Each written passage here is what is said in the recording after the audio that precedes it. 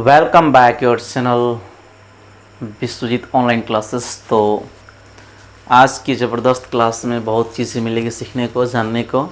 ठीक है, तो मैं बता दूं, देखिए ज़रा, इस बार आपका एग्ज़ाम है तो बिल्कुल सीरियस होना होगा। ठीक है, और सीरियस होकर आपको आज मैं एक से बढ़कर एक प्रश्न को कराने वाला हूं जो आपके एग्ज़ाम के लिए खासम खास है ना। इसके अलावा इसमें बहुत सारे चीज़ जो आपको एक साथ मिलेगा देखने को, इसके नोट्स भी कराया जाएगा। इस तरह से जो भी चीज़ें हैं काफ़ी डिटेल में पढ़ाई जाएगी, जिससे एक प्रश्न के साथ साथ कई प्रश्न आप जो है एक बार में करेंगे। ठीक है, तो वीडियो का अंत तक बने रहें और देखें, बहुत कुछ सीखने को मिलेगा, बहुत ज़्यादा प्रैक्टिस होगा। आप जानते हैं जितना बेहतर प्रैक्टिस होगा उतने ही बेहतरीन आपका एग्ज़ाम होगी, इसमें कोई शक नहीं है। ठीक है, तो बिल्कुल लगे रहें और चलिए देखते हैं, स्टार्ट करते हैं कि आप बेहतर क्या करने जा रहे हो। ठीक है, तो स्टार्ट करेंगे आज का पहला प्रश्न जो है, पहले प्रश्न से स्टार्ट करेंगे हम लोग। ठीक है,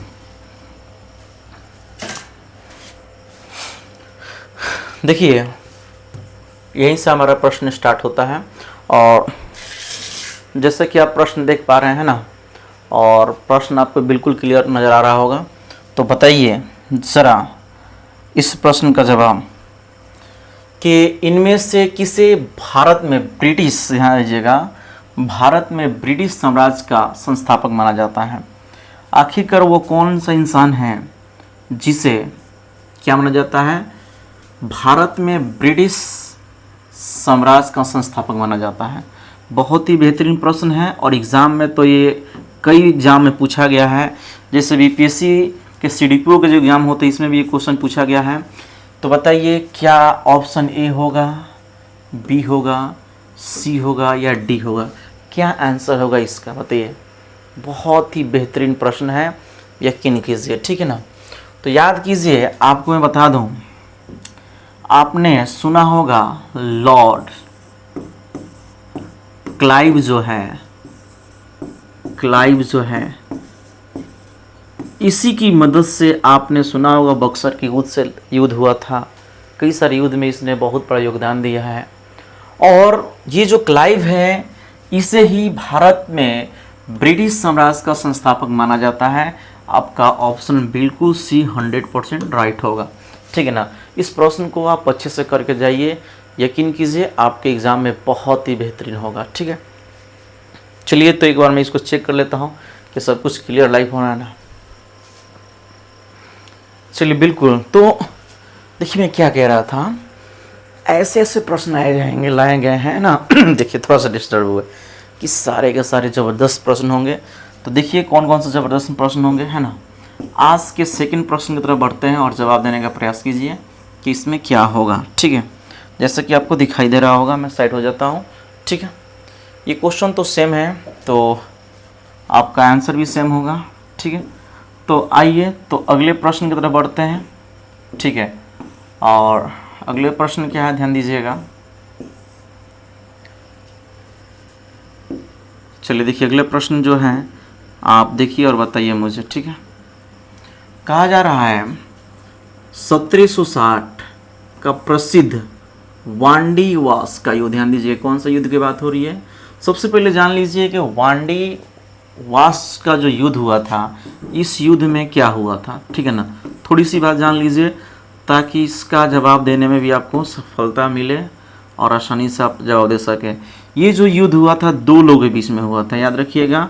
एक साइड थे अंग्रेज़ और दूसरे साइड थे फ्रांसीसी। ठीक है ना, ये जो युद्ध हुआ था दो लोगों के बीच में हुआ था, अंग्रेज़ और किसके बीच में, फ्रांसीसियों के बीच में हुआ था। ठीक है, तो आपको बता दें इसमें क्या हुआ था, फ्रांसीसी जो हार गए थे और अंग्रेज़ क्या हो गए थे, जीत गए थे। तो यही क्वेश्चन जो है आपको यहाँ बन रहा है, ध्यान दीजिएगा कि जो 1760 का प्रसिद्ध युद्ध वांडीवास का जो युद्ध हुआ था, अंग्रेज़ों द्वारा किसको हराया गया था, है ना, या किसके खिलाफ लड़ा गया था। ठीक है ना, यहाँ पूछा गया है किसके खिलाफ लड़ा गया था। ठीक है, तो आपका आंसर बिल्कुल अब बनना चाहिए। ठीक है ना, इसमें नो डाउट। तो ये हो जाएगा ऑप्शन सी हो जाएगा। ठीक ना, फ्रांसीसियों को के खिलाफ लड़ा गया था और इसमें फ्रांसीसी का युद्ध, इस युद्ध में फ्रांसीसी की हार हो जाती है, अंग्रेज़ यहाँ से जीत जाते हैं। ठीक है, तो चलिए आज के अगले प्रश्न को हम देखते हैं और जवाब देने का प्रयास कीजिएगा। ये सारे क्वेश्चन जो होंगे आपके आने वाले बीपीएससी और जितने बीपीएससी एग्ज़ाम कराने वाली हैं, वो चाहे टीचर का हो या सिविल सर्विस वाला हो, हर एग्ज़ाम में काम आने वाला है। यहाँ तक बिहार पुलिस की भी तैयारी कर रहे हैं, बिहार से जो भी चीज़ें हैं आप यहाँ से प्रश्न बनेंगे, ठीक है। तो देखिए यहाँ से हम लोग कुछ चीज़ के बारे में भी जान लेते हैं, क्या बातें हैं। तो देखिए बात क्या है एक्चुअली, इसको समझना क्या है, ध्यान दीजिएगा। वांडीवास का जो युद्ध हुआ था, वह युद्ध कब हुआ था? जनवरी 1760 में हुआ था। अंग्रेजों तथा फ्रांसीसियों के बीच लड़ा गया था या मध्य लड़ा गया था। युद्ध में फ्रांसीसी पराजित हुए और अंग्रेजी सेना जो है, और याद रखिएगा एग्जाम में पूछता है कि जो वांडीवास का युद्ध हुआ था, अंग्रेज़ों के तरफ से किसने लीडिंग किया था, नेतृत्व किसने किया था? तो आयरकुट, याद रखिएगा आयरकुट, इनका पूरा नाम है सर आयरकुट। जबकि फ्रांसीसी सेना की तरफ से किसने नेतृत्व किया था, लीडिंग किया था? तो काउंट लाली था या काउंट डी लाली, याद रखिएगा। बहुत ही ज़बरदस्त है, ये बात तो कई बार पूछा गया है कि वांडीवास के युद्ध में अंग्रेजों की तरफ से किसने सेना का नेतृत्व किया था? तो याद रखिएगा कौन? आपके कोई और नहीं बल्कि आयरकुट हैं। अब फ्रांसीसी की ओर से कौन है? काउंट डी लाली, याद रख लीजिए, लाली से ज़्यादा फेमस नाम इसका है ना। तो इस तरह से सारे प्रश्न को बेहतरीन तरीके से एक प्रश्न कीजिए, उसके साथ कई सारे प्रश्न करने को आपको मौका मिलेगा, ठीक है। तो आज से अगले प्रश्न की तरफ बढ़ते हैं, और आपको प्रश्न देखकर प्रश्न का लेवल पता चल गया होगा, भाई ये लेवल क्या है, ठीक है ना। ये लेवल बहुत ही ज़बरदस्त है आपके एग्ज़ाम के लिए, इसमें कोई शक नहीं है, यकीन मानिए, ठीक है ना। बहुत ही बेहतरीन है यारो।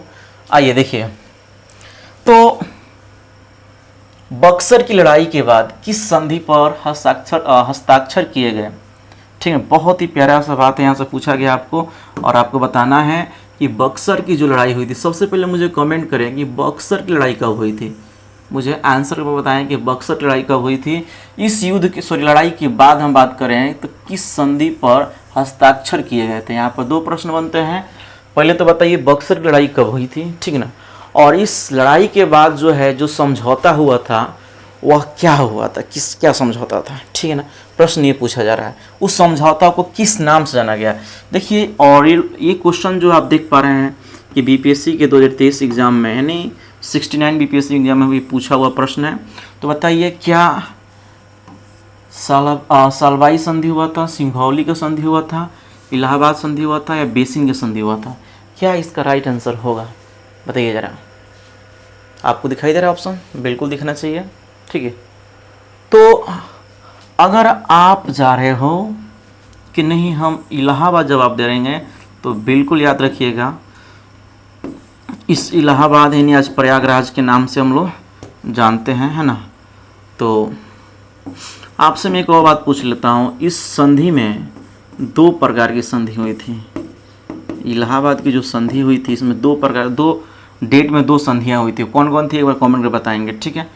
तो चलिए आज के अगले प्रश्न की बात करेंगे। एक बार हम आपसे पूछ लेते हैं बक्सर की लड़ाई कब हुई थी, आइए थोड़ा सा जान लेते हैं। तो और डिटेल में थोड़ा जान लेते हैं इसके बारे में जो आपके काम आ जाए, ठीक है। तो ध्यान दीजिएगा, बक्सर की जो लड़ाई हुई, देखिएगा बक्सर की लड़ाई की बात कर रहे हैं ना, बक्सर की लड़ाई की बात कर रहे हैं, तो अक्टूबर 1764 में हुई थी, याद रखिएगा। कब हुई थी? अक्टूबर 1764 में हुई थी। इसके अलावा इसमें मीर कासिम अवध के नवाब जो थे, कौन? शुजाउद्दौला। मुगल सम्राट कौन थे? शाह आलम द्वितीय। ये लोग सब एक साथ था बक्सर की लड़ाई में, ये टीम जो थी ये सब एक साथ था। और किसके विरुद्ध लड़ रहा था लोग? तो अंग्रेजों से लड़ रहा था। ये युद्ध किसके मध्य हो रही थी? तो इस युद्ध में अंग्रेजों की हो रही थी ना, लेकिन इसमें अंग्रेज जीतते हैं। आपसे एग्जाम में पूछता है कि ब्रिटिश सेना, जो अंग्रेजी जो सेना थी, उधर से लीडिंग कौन किया था, नेतृत्व किसने किया था? एकदम वीवीआई क्वेश्चन, इसको याद कर लीजिएगा, हेक्टर मुनरो, ठीक है ना। इस युद्ध की समाप्ति जब हुई, ध्यान दीजिएगा, तो इलाहाबाद की संधि होती है कब? 1765 में। कई बार क्वेश्चन पूछ लिया जाता है कि इलाहाबाद की संधि कब हुई थी, ठीक है ना। तो आपका सही जवाब क्या होना चाहिए? आपका सही जवाब होना चाहिए 1765 में हुई थी, ठीक है। इसके अलावा बात करें, यह संधि जो मुगल बादशाह थे शाह आलम द्वितीय, बंगाल के नवाब मीर कासिम और अवध के नवाब शुजाउद्दौला के मध्य हुआ था, याद रखिएगा। इसमें क्या क्या याद करने की बात है, क्या अंग्रेजों की तरफ से कौन लड़ा, ये संधि कब हुई और ये किस युद्ध के बाद हुई, बक्सर की युद्ध कब हुआ, इस लड़ाई कब हुआ, और बक्सर की लड़ाई में एक साथ कौन कौन थे, तो मीर कासिम थे, अवध के नवाब शुजाउद्दौला थे, है ना, इसके अलावा मुगल सम्राट शाह द्वितीय थे। ये सब लोग मिलकर अंग्रेजों के विरुद्ध लड़ाई किए। लेकिन इसमें क्या हुआ कि आपका इस लड़ाई में अंग्रेज की जीत होती है और जो है मुनरो जो है, क्या कहते हैं उनको हेक्टर मुनरो जो है अंग्रेजों की तरफ से लड़े थे। ठीक है, उम्मीद करते हैं सारी बात क्लियर हो चुकी होगी। तो चलिए आज के प्रश्न को स्टार्ट करते हैं हम लोग, है ना। देखिएगा और जवाब दीजिएगा। हाँ जी, देखिए इस चैनल पे आपको अपने एग्ज़ाम में 4 चांद लगाना हो, बेहतरीन करना हो तो कोई शक नहीं है, आप इस चैनल को लाइक करें, शेयर करें और अधिक से अधिक क्या करें, अपने दोस्तों के पास शेयर करें। और मैं बता रहा हूँ कि आपके एग्ज़ाम जो है उस एग्ज़ाम तक इसमें एक से बढ़कर एक प्रश्न की प्रैक्टिस कराई जाएगी, बेहतरीन प्रश्न को लाया जाएगा और सब्जेक्टिव में भी पढ़ाया जाएगा। ठीक है, तो बने रहें और जानिए और अपनी तैयारी में 4 चांद लगाइए। ठीक है, आइए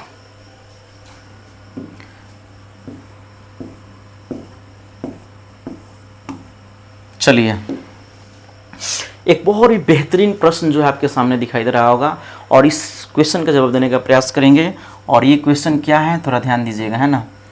द्वैध शासन का जनक, बहुत ही बेहतरीन प्रश्न है बाबू, ध्यान दीजिएगा मेरे प्यारे मित्रों, है ना। द्वैध शासन का जनक कौन है, किससे माना जाता है, यानी द्वैध शासन किसने लाया उसको, उसके जनक कौन है।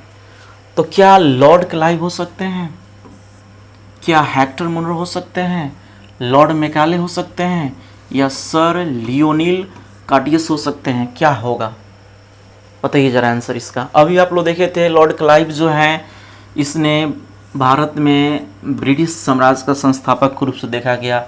हेक्टर मुनरो जो है, जो बक्सर की लड़ाई हुई थी तो अंग्रेजी सेना की तरफ से उसने लीडिंग किया था, सेना को नेतृत्व किया था।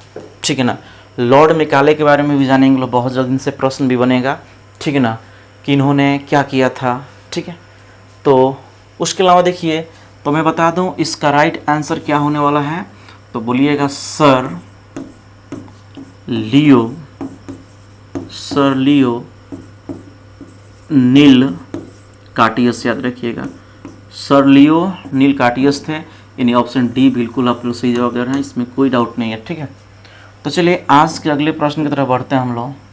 ठीक है, और जवाब देने का प्रयास कीजिए, बहुत ही बेहतरीन क्वेश्चन है और यह प्रश्न उसी से संबंधित है। ठीक है ना। मैंने पूछा द्वैध शासन का जनक कौन होता है, अब पूछा जा रहा है कि बंगाल में, खास तौर किसकी बात हो रही है, बंगाल में द्विशासन या द्वैध शासन प्रणाली किसके द्वारा लागू की गई थी। बहुत ही बेहतरीन प्रश्न है और आपको जवाब देना है। क्या आप ऑप्शन ए के साथ जाइएगा, बी के साथ जाइएगा, ठीक है, ये मान लीजिए आपका बी ऑप्शन है वो सी, बी इसको मान लीजिए वो सी हो जाएगा, या डी के साथ जाइएगा। क्या आंसर होगा इसका, फटाक से आंसर दीजिए। मैं थोड़ा सा मूव हो जाता हूँ ताकि ऑप्शन आपको दिखाई दे।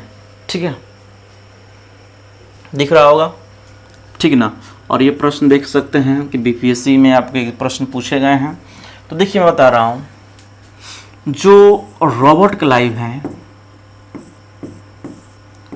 इसने इसको लागू किया, ठीक है ना, लेकिन इसको हटाया किसने, तो याद रखिएगा इसको हटाने वाला कोई और नहीं, वारेन हेस्टिंग है। याद रखिएगा कौन है, वारेन हेस्टिंग्स है, याद रहेगा। इसने खत्म किया, इसने लागू किया। तो एग्जाम में कई बार पूछ लेगा बंगाल में द्वैध शासन किसने हटाया था, तो वारेन हेस्टिंग ने, और किसने लागू किया, तो बता सकते हैं आसानी से, नो डाउट। ठीक है, तो चलिए आज के अगले प्रश्न की तरफ बढ़ते हैं। रॉबर्ट क्लाइव इसमें राइट आंसर हो जाएगा। ठीक है, यहाँ पर थोड़ा और समझ लेते हैं डिटेल में। ठीक, तो डिटेल में क्या समझते हैं, देखिएगा द्वैध शासन की शुरुआत जो है बात हम करें तो क्या है शुरुआत, तो शुरुआत की बात करें तो बंगाल में क्लाइव के समय, कब की बात हो रही है, 1765। याद रखिएगा 1765 में एक और अभी हम लोग डेट पढ़े हैं कि इलाहाबाद की संधि हुई थी, इस बात को भी याद रखना है। ठीक है ना। वारेन हेस्टिंग की कार्यकाल कब हुआ, 72 में इनकी एंट्री होती है। उस समय कोर्ट ऑफ डायरेक्टर्स ने दोहरी शासन प्रणाली को समाप्त करने के निर्णय लिया और कलकत्ता परिषद एवं उसके प्रधान को आज्ञा भी दी गई थी कि वे स्वयं ही दीवान बने और बंगाल, बिहार, उड़ीसा को प्रबंध को अपने हाथ में ले ले। ठीक ना। वारेन हेस्टिंग ने दोनों उप दीवानों मोहम्मद रजा खां और बिहार की बात करें हम लोग तो कौन थे, राजा सिताब राय को इस पद के लिए चुना गया। ठीक है ना। तो हम लोग को 2-3 बातें याद करना है। यहाँ से कौन कौन बात याद करना है। पहली बात याद करना है कि रॉबर्ट क्लाइव ने इसको कब किया, तो याद रखिएगा।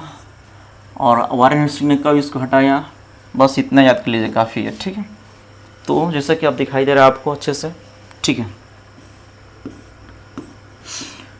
चलिए एक और बेहतरीन प्रश्न जो है आप लोगों के सामने दिख रहा होगा। ठीक है ना। और यह प्रश्न जो है बहुत ही खास प्रश्न है और इसका जवाब देने का प्रयास करें। क्वेश्चन आप पहले देख लीजिए, पढ़ लीजिए। ठीक है, दिख रहा होगा।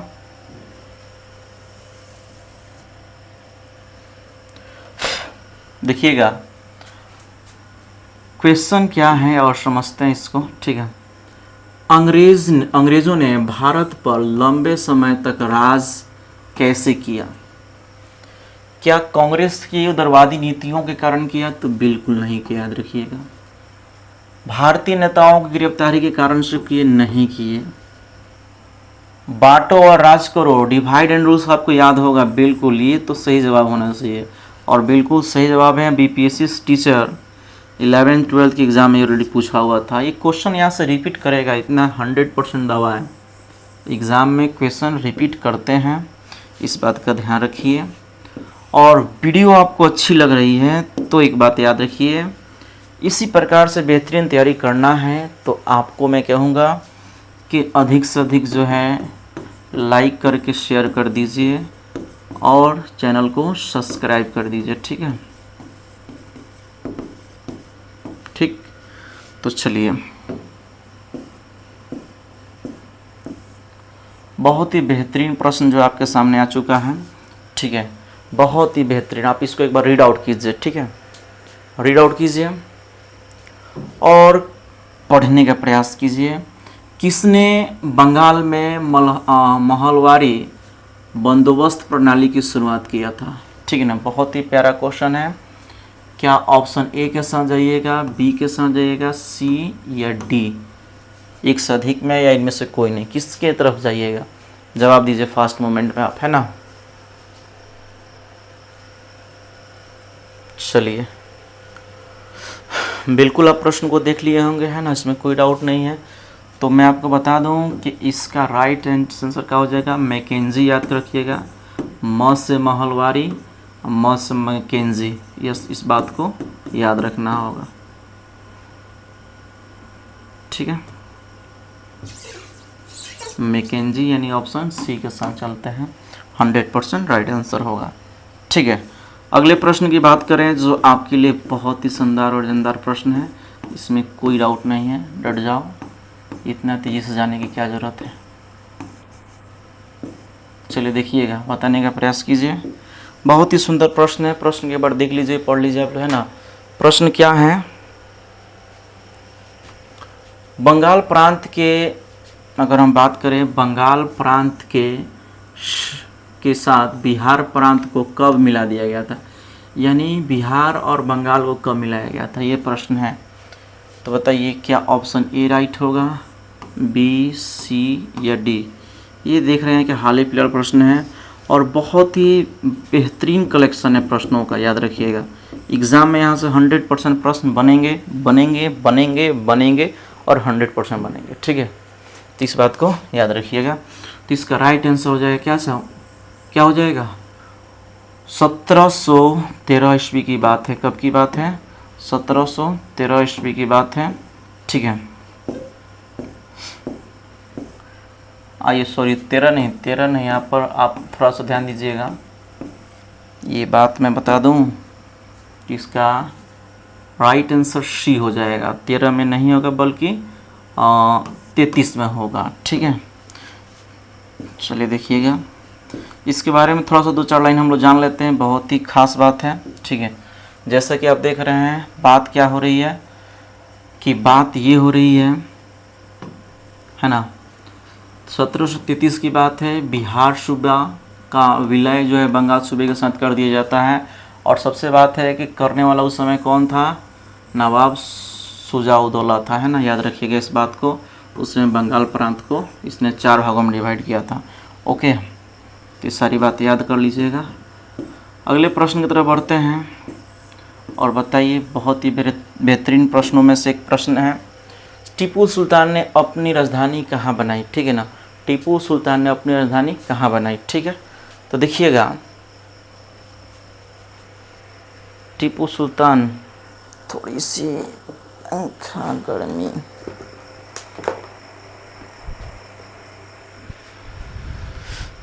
चलिए थोड़ा गर्मी हो रहा है, पंखा घुमाना पड़ेगा।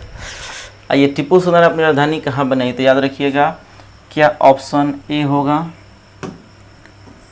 क्या बी होगा, क्या सी होगा या डी होगा। तो बिल्कुल आपको याद रहना चाहिए, इसका राइट आंसर हो जाएगा ए हो जाएगा, इसमें कोई डाउट नहीं है, ऑप्शन ए राइट आंसर हो जाएगा। बिल्कुल आप सही जवाब दे रहे हो। ठीक है, तो हम बात करते हैं आज के अगले प्रश्न के बारे में बात। ठीक है ना, उससे पहले कुछ बातें यहाँ पर जान लेना ज़रूरी है आपके लिए। ठीक है ना, क्या क्या जानना ज़रूरी है तो ध्यान दीजिएगा, अच्छे से एक बार देख लीजिए। तो टीपू सुल्तान ने श्रीरंगपट्टनम को अपनी राजधानी बनाया। ठीक है, यहाँ उन्होंने जैकोबिन, परीक्षा पूछता है कि टीपू सुल्तान ने जैकोबिन क्लब कहाँ बनाया था, तो जहाँ राजधानी बनाया था वहीं पे इसने अपना वो बनाया था। उसका सदस्य भी बने थे, इसमें कोई डाउट नहीं है। साथ ही उसने अपनी राजधानी के रूप में फ्रांस और मैसूर की मैत्री का प्रतीक बनाया। तो आपको पता होना चाहिए कि टीपू सुल्तान और फ्रांस सिस्मों में बहुत बेहतरीन दोस्ती थी, है ना। कई बार युद्ध के समय में एक दूसरे का हेल्प भी किया है लोग, इसमें कोई डाउट नहीं है। और इस प्रतीक के रूप में स्वतंत्रता का एक वृक्षारोपण भी किया, लो याद रखिएगा। टीपू सुल्तान ने अपने समकालीन विदेशी राज्यों से मैत्री संबंध बनाने तथा अंग्रेज़ों के विरुद्ध उनकी सहायता प्राप्त करने के लिए अरब, कुस्तानिया, इन्हें आधुनिक इस्तांबुल के नाम से जाना जाता है, इस सारी से अपना क्या किया था, मित्र मंडल को मित्र बनाया और एक दोस्ती जो है, दोस्ती का पैगाम भी भेजा इसने। ठीक है ना, तो इसमें क्या क्या याद करना है, 2-3 बातें याद कर लीजिएगा। पहली बात आपको बता दें कि टीपू सुल्तान ने अपनी राजधानी कहाँ बनाई, तो याद रखिएगा ये है आपका श्रीरंगपट्टनम में। दूसरी चीज़, जैकोबिन क्लब का स्थापना कहाँ किया, तो वहीं किया। और यहाँ पर जो फ्रांस और मैसूर की मैत्री का प्रतीक के रूप में यहाँ वृक्षारोपण किया गया। ये सारी बातें याद कर लीजिए कि बहुत ही खास हैं जो आपकी एग्ज़ाम के पास हैं। ठीक है, लाइक और शेयर रुकना नहीं चाहिए। देखिए, लाइक और शेयर रुकना नहीं चाहिए और अधिक से सब्सक्राइब भी कर लीजिएगा, जितना अधिक से अधिक हो सके आप उसको शेयर कीजिए। और नए हो चैनल पर सब्सक्राइब जरूर कीजिएगा, क्योंकि इसी प्रकार कंटेंट आपको बीपीएससी से संबंधित आपको कराया जाएगा। ठीक है, और कोई पार्टिकुलर टॉपिक से आप लोग क्वेश्चन करना चाहते हैं तो उसका कमेंट कीजिएगा और उसका आंसर आप लोगों के पास और उस टॉपिक का सलूशन मिलेगा। अंग्रेज़ों ने श्रीरंगपट्टनम की संधि किसके साथ की थी, बहुत ही अच्छी बात है। अब देखिएगा हुआ क्या, आपने पता होना चाहिए कि हैदर अली का बेटा टीपू सुल्तान है और सब लोगों ने युद्ध कौन कौन सी लड़ी थी, इसको हम लोग इस पर डिटेल क्लास करेंगे, है ना।